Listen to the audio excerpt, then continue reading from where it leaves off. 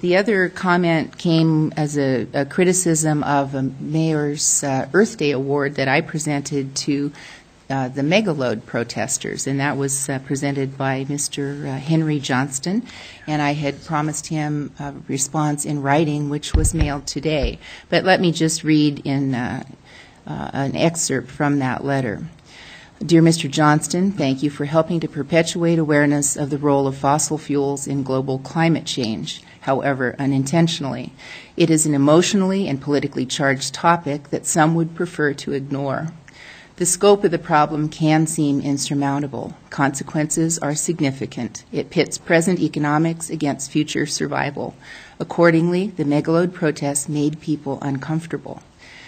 During the citizen comment period segment of the City Council meeting on May 7th, you implied that your recent email on the subject was ignored.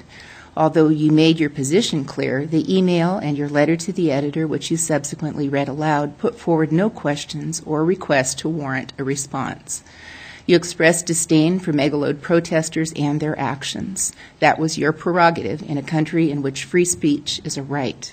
You disagreed with my having recognized them as Earth Day protectors when I presented Mayor's Earth Day Awards. Doing so was my prerogative. With relatively minor exceptions, the protests were peaceful. At no point did I condone illegal behavior. Moscow police were roundly praised for their professionalism, including by me, and we held cordial meetings with protesters in the department's briefing room, presumably improving the likelihood of the civility that you considered to be lacking. On reflection, perhaps the outcome would have been improved by inviting some of the less than civil pro-megaloaders to those meetings, too. It is my hope that Washington Street never becomes the preferred industrial corridor to the tar sands, and that Moscow never sees another megaload.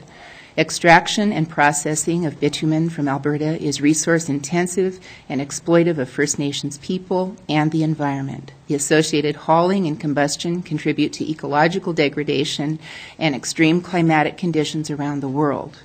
Industrialized countries like ours rely heavily on petroleum for fuel and other products, but we perpetuate that practice at our peril.